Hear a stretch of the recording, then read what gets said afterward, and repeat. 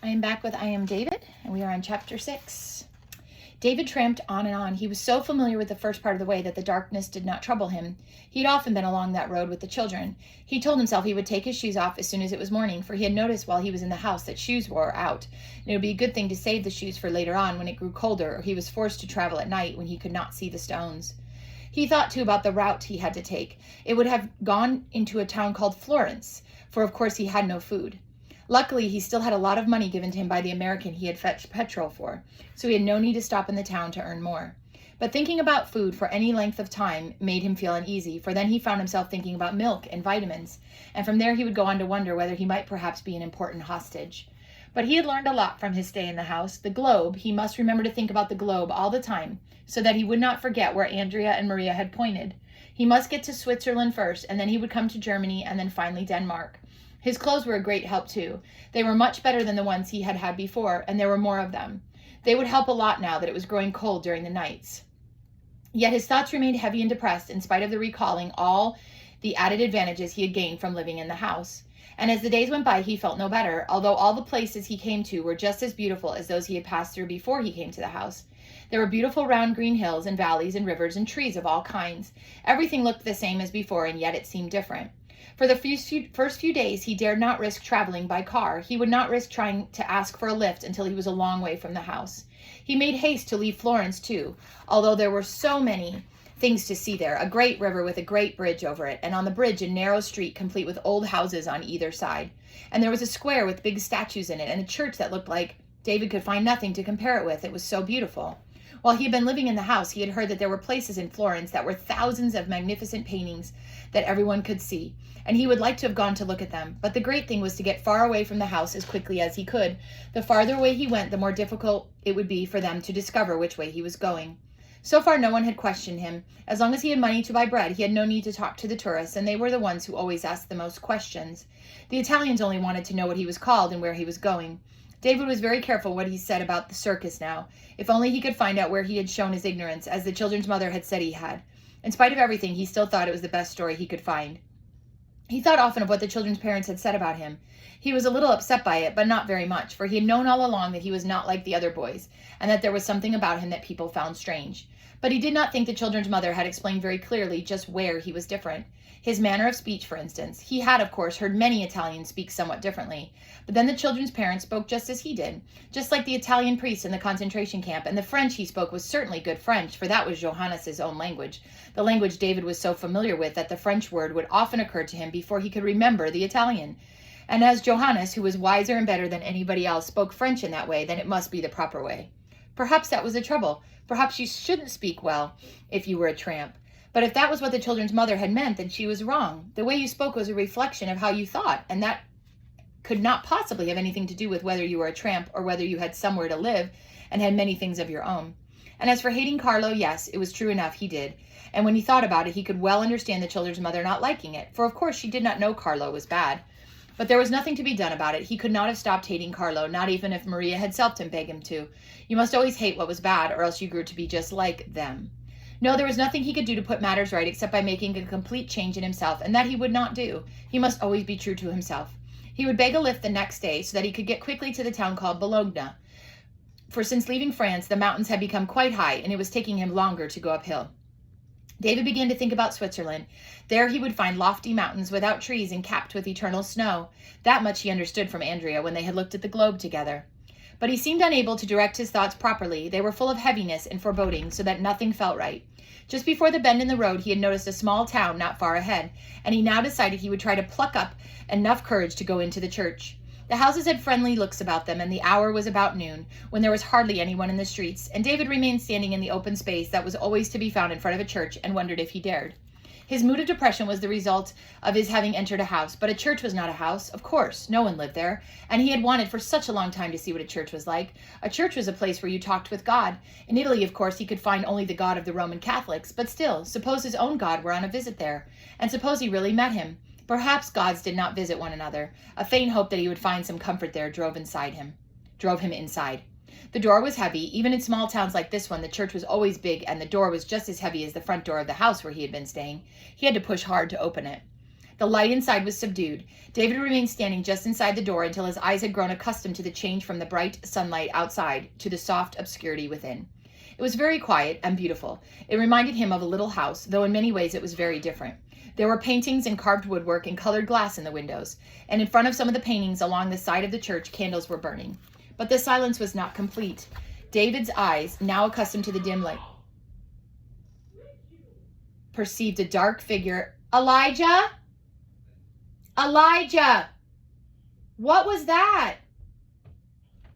You tried to give me a wedgie, but my hand was in the drawer, so it pinched my hand. Okay, I'm in the middle of reading. Now everybody knows about your wedgie. Okay, shut the door. That was Isaac. Okay, now accustomed to the dim light, perceived a dark figure kneeling before one of the paintings. The man was saying something very softly. David crept quietly toward him. If it were someone praying, he wanted to listen. He might learn something, but he could not understand the words. It was Latin, and apart from a few words, he knew no Latin. The figure rose. Good day, my son. Are you looking for something? No, sir, David replied politely. He stepped back hastily and glanced over his shoulder to make sure where the door lay. Hey, guys! Guys! I needed to stop immediately. If I hear another... Elijah? Did you hear what I said? Yeah. Yes, ma'am. Yes, ma'am. No, sir, David replied politely. He stepped back hastily and glanced over his shoulder to make sure where the door lay. You need not be frightened of me. As you can see, I'm a priest. David realized he was right. Priests always wore long black gowns outside the concentration camp, and a priest was never one of them. David ceased looking toward the door and looking at the painting instead. Is that your God, sir? No, that's St. Christopher. He's not a god? There is only one God, my son. David frowned. That wasn't right. He knew there were several. What are you called, my son? I am David. So you're David. And who's your God, David? He's the God of the green pastures and the still waters. The priest looked at him and smiled. The Lord is my shepherd. I shall not want. He maketh me to lie down in green pastures. He leadeth me beside the still waters. He restoreth my soul. He leadeth me in the paths of righteousness for his name's sake. Yea, though I walk through the valley of the shadow of death, I will fear no evil, for thou art with me. It's the same God, David. David had listened attentively. He loved the sound of the strange words that people did not otherwise use, and the priest seemed quite familiar with his God. It can't be the same one, Senor. He was the God of someone who was also called David. Yes, that's right. The words I spoke come from the 23rd Psalm of David. I gather you must be a stranger and don't belong to our church. We men call him by so many different names, but when we pray, because we need him or comfort, it's still the same God that hears our prayers. Perhaps what the priest said was true. How could he be sure when there were so many things he did not know? But when you had made a choice, then you must stand by it, even if your choice concerned God. And if the priest were mistaken, you mustn't let yourself be influenced by it. I'd rather keep my own God, if you don't mind, Senor. He's very strong and helps when you're frightened.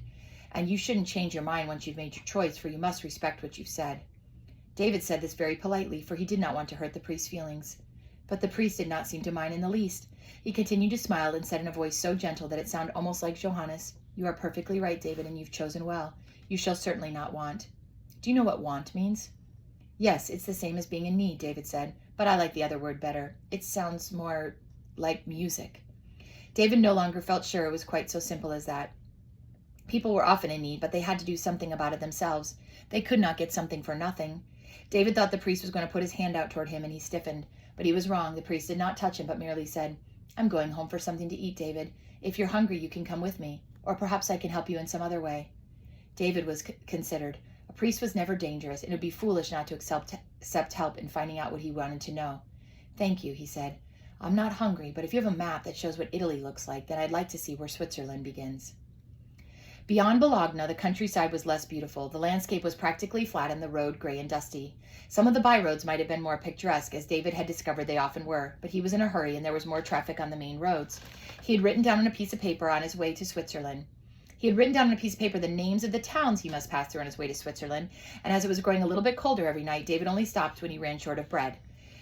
He had now spent all the money he had started with, and it was only in the towns that he could earn more. But there was no longer so many tourists to be found, and David wondered if they would all go back home when the weather became very cold. If they did, he would be in danger of starving, for the Italians were able to do most of the things for themselves, and they did not need a boy to help them. Moreover, although he was by far this time a long way from the house, the thought never left him that they might have put the police onto him, and so he considered it safer to keep away from Italians, except for motorists and truck drivers. They were quite safe. They had no time to be interested in strange boys. They were too fully occupied with thinking where they were going and what they were going to do when they got back home. As long as you listened to what they told you about themselves and their families, they were satisfied. They always said how nice it was to have someone to talk with, but David thought what they really meant was talk to rather than talk with, for there was never any need to say to them more than yes or a no. But that suited him. As long as they were only interested in themselves, there was less danger of them asking him too many questions, and they nearly always shared their food with him. Then there was a driver who'd introduced David to railway stations. He had very often seen trains, but it never occurred to him that they had definite stopping places or that there was such thing as stations. That was before he got to Milan. The man he had been riding with had asked him something or other about the circus, and David had told him he had taken ill when they were in Naples, and so he was now alone on the roads on the way to join the circus again. The man inquired if he had enough money, and when David replied that he occasionally earned a little, the man apparently thought he was in the habit of doing it at railway stations. So when he arrived in Milan, David went in search of a station, and what a good way of earning money it was. The people who were boarding the trains or getting off of them were often in need of someone to carry their cases, and at the station there were still many tourists to be found who did not know Italian and were glad of someone who understood what they said and could find out what they wanted to know, like asking which platforms the trains were due to go from or where the restaurant was. David spent a whole evening at the station and earned enough money to buy bread for several days, and it was there he saw the paper. He was no longer so interested in newspapers.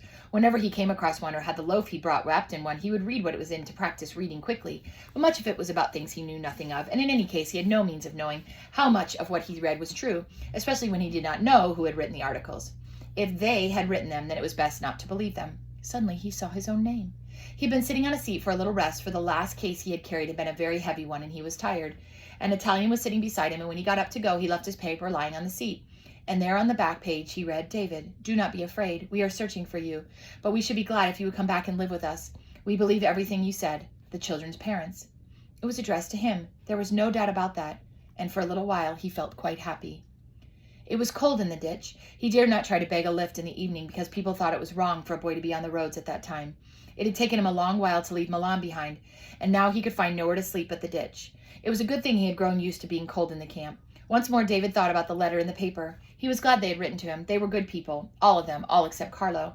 Yet he knew he could not go back. He would always hate Carlo, and he would always be different and out of place. And he would not be able to tell them what they wanted to know, for if he did, they would be forced to send him back to them. Suddenly David knew why nothing had seemed quite right since he left the house. He recalled uneasy he had felt as he had gone up the broad front steps that first day he was there, as if some danger lay in wait for him behind those doors. If only he had gone on his way and never entered the place. He had been happy before. Yes, happy. When he had lived among the rocks and while he was trampling the roads, he had been his own master and he could do as he pleased. And he had this beauty of the countryside all about him. And he enjoyed the taste of bread and fruit, and he could wash whenever he wanted to and go where he would. But when he entered the house, his old way of life lost some of its value. He had seen what he could never have, and nothing would ever again appear quite so good and satisfying as if it had been done before. As if it had done before, he had learned... Let me try that again. He had seen what he could never have, and nothing would ever again appear quite so good and satisfying as it had done before he had learned of the existence of that other life. Even if he had not hated Carlo, and even if he dared go back, it would not have helped matters. The children and their parents belonged to one another, and David could never belong. He was not right. He was different from other children who had not been brought up in a concentration camp. There was nowhere he belonged. Now that they no longer believed he was really bad, they would do their utmost to make it appear that he did belong, but it would not be the truth. He would continue to be himself, David, a boy who had been a fugitive and did not know where he was fleeing to. He should never have entered the house. Maria.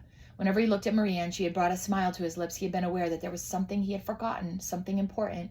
He had forgotten the most important condition that made it possible for him to go on living, that he should never again grow fond of anyone. When Johannes died, he thought he would die too. But when he recovered and knew he was not going to die, he realized he must never, never care for anyone again, ever. Only if you were indifferent could you go on living. And that was what he kept in mind through all the years that followed. But when he saw Maria, it was forgotten.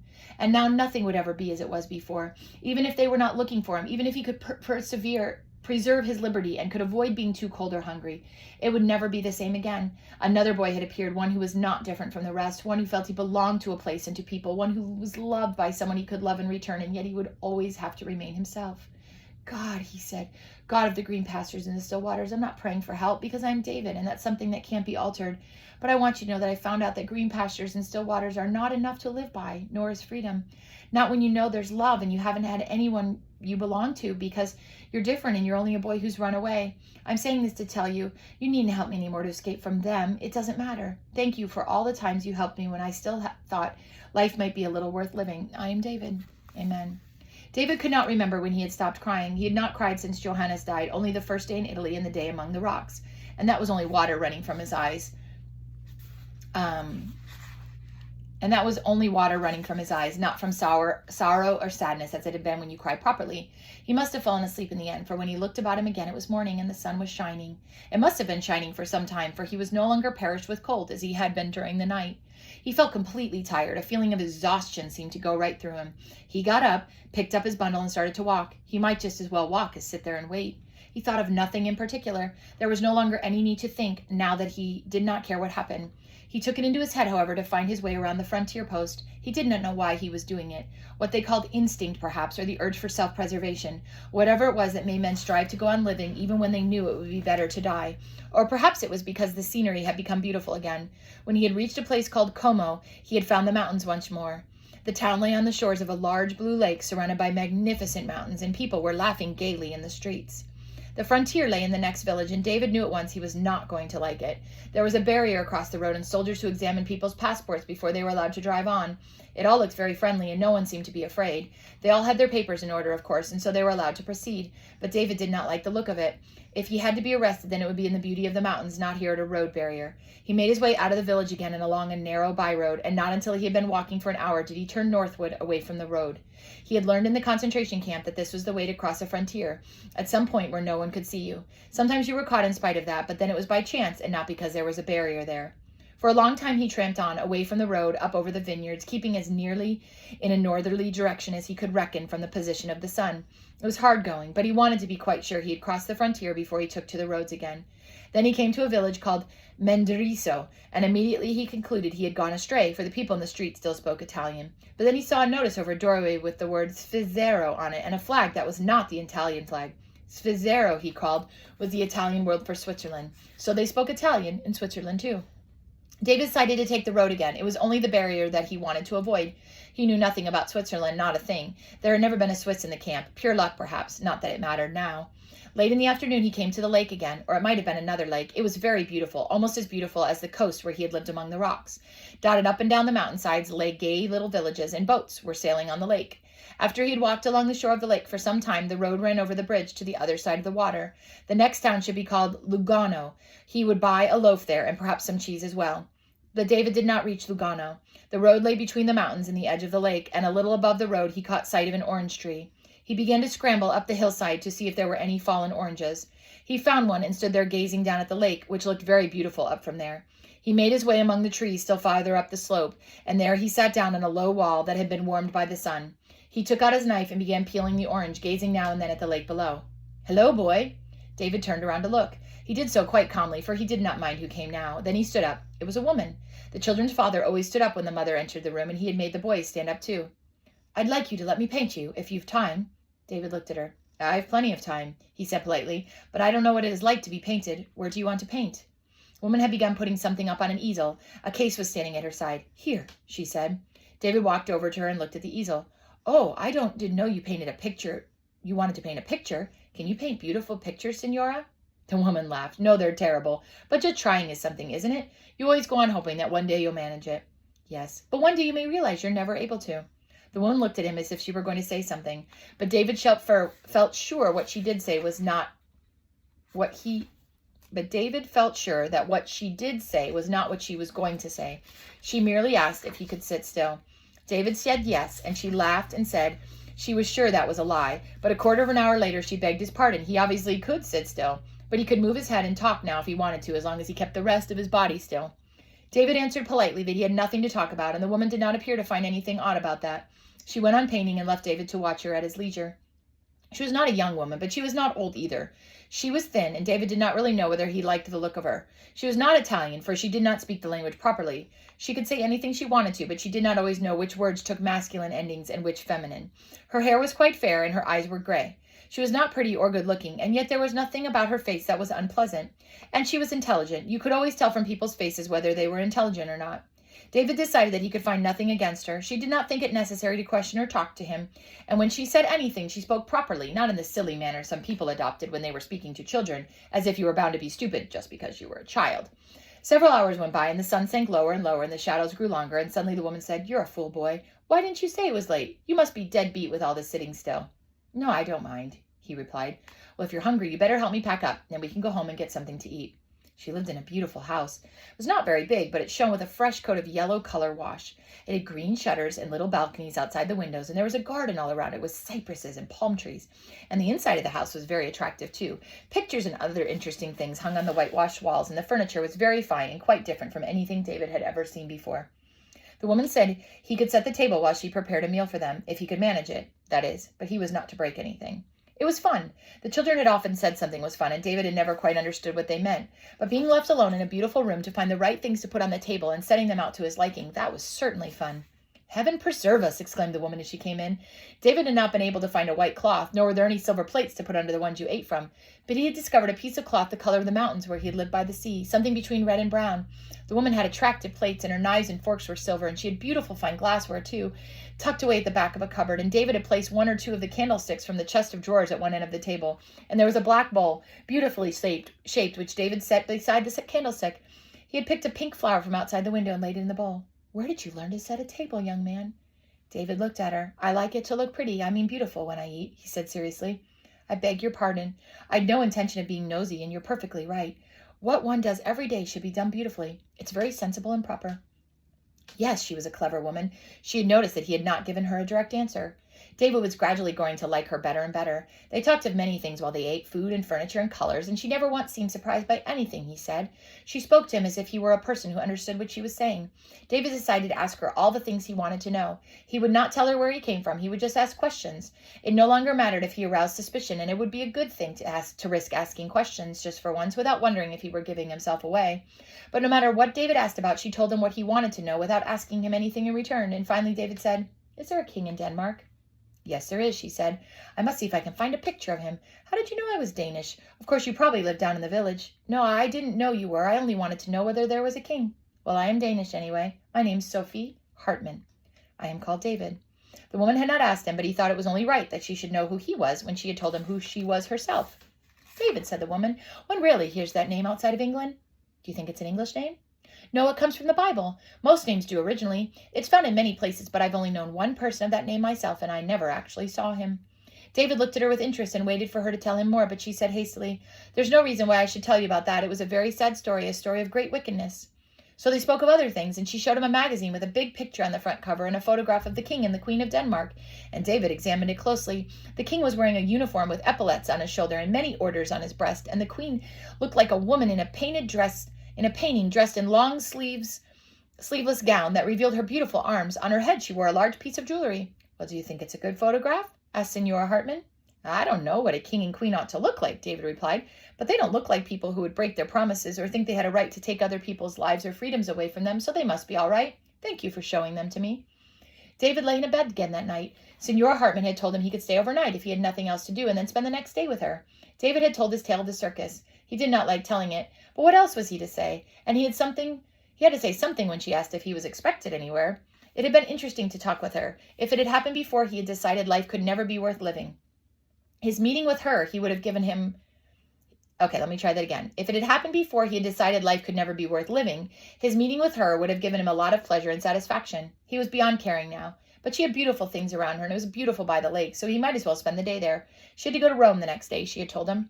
David found it difficult to go to sleep. He was not quite so miserable any longer. After all, he had always known it did not matter whether you died or not. It was only after he had made his escape that he had come to quickly think he really did want to live. But he could not get back to his old habits, so he went on turning things over in his mind. He could no longer think of nothing, as he had trained himself to do in the concentration camp. When he awoke the next morning, he could hear the Signora talking to someone, and he decided to stay in bed until they were gone. They were speaking in French, and the other person was a man who wanted her to go out sailing with him. She told him she could not go because she had a visitor, a boy she was painting. The man asked if it was one of the youngsters from the village, and the Signora said no, he belonged to a circus. But she did not add, as David expected, that he was a strange boy. She said, "Someone's broken his spirit." The man said a boy's spirits were not so easily broken, and the Signora replied that she did not think it had been done easily, but they had succeeded in the end. The man thought she ought to do something about it. If the child was really wretched, he said, and was wandering about by himself, it was their duty to inquire into his circumstances and help him. But the Signora only said, What can one do to help a broken heart? And as far as his circumstances, I've no right to interfere. He could be given money so that he could go by train to join the circus and he wouldn't have to walk, but neither you nor I have money to spare, Pierre, and it won't do the boy any harm to walk. Anyway, I gather he thumb lifts most of the way. That's what they generally do these days. When the stranger had gone, David went downstairs and found the Senora had breakfast ready for him. Then he sat for her again, and while they were resting after lunch, she said he could look through her books. He did not settle down to reading anything, however. There was this large photograph album on the bookcase. There were photographs from the many countries, and some of them had the names of the places written underneath, and there were photographs of people as well, and in many of them he could recognize the Senora. Some of the pictures lay closely in the album, and from the back of the book, one bigger than the rest fell out. David did not know how long he had been sitting with it in his hand when the Senora came in. "Who's that?" he asked when he saw her, and he showed her the photograph. "That's a friend of mine. She's called Edith Hiot Fengel. Will you tell me about her?" "What for?" "Because her eyes look as if she'd known a great deal, and yet she's still smiling." "You're a sharp boy, David. Her story's mostly a sad one. She lived abroad with her husband in a country where the political situation made it necessary to be very careful. And her husband wasn't, one night the police arrested him. All three of them, her husband, herself, and their little boy, who was only a year old. He was the one who was called David, just like you, and whom I never saw. They killed her husband and the child, and Edith only got away because one of the guards was in love with her. He got papers for her and smuggled her across the frontier, and now she lives in Denmark and is as well as you can be when you've once been through great unhappiness. All suffering has an end, David, if only you wait long enough. Try to remember that. Sorrow has its life just like people. Sorrow is born and lives and dies, and when it's dead and gone, someone's left behind to remember it. Exactly like people. Ooh, that story is very interesting. Very interesting.